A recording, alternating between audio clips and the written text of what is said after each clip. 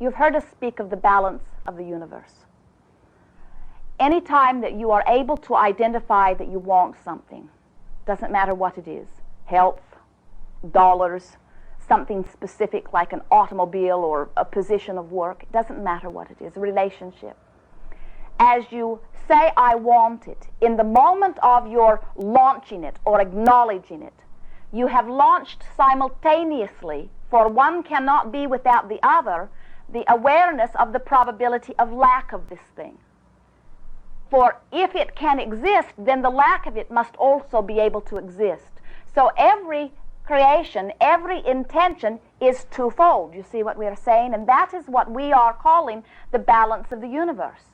Now, as you have launched it, and sometimes you launched them when you were very young, sometimes you launched it when you were very young and added to it later, sometimes it is something that you are just now identifying and launching.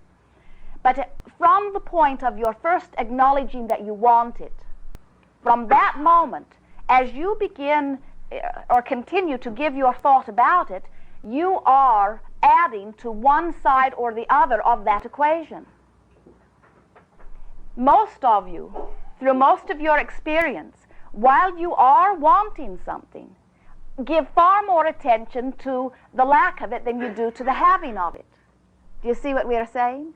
It is what we see. Some are so good at focusing upon the lack of it that they have a difficult time even acknowledging that they are focusing upon the lack of it, because that is something that is so much the pattern.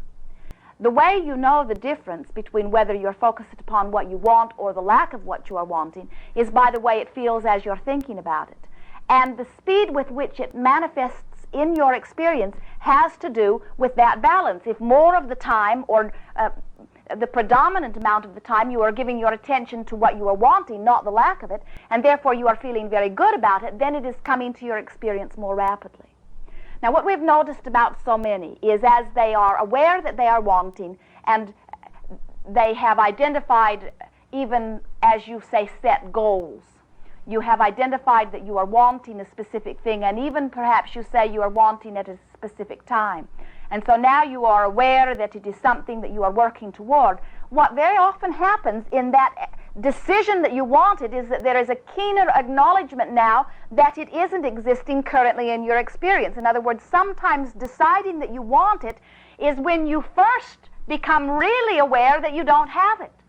You see what we're saying? And so now your attention is upon the not having of it, even though you are wanting it. And that is what causes most things for most people not to come into their experience. Now, the way to eliminate that bugaboo is by acknowledging the positive aspects of what you are living. In other words, let us say that your goal is dollars.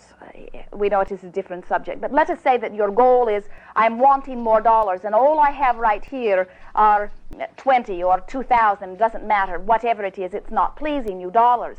As you look at the dollars that you hold and you say, not enough, I want more, not enough, these dollars do not buy me enough, now you are focused upon lack of dollars, and you are preventing the more from coming.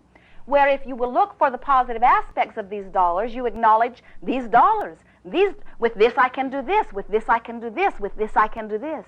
So that you open the doors.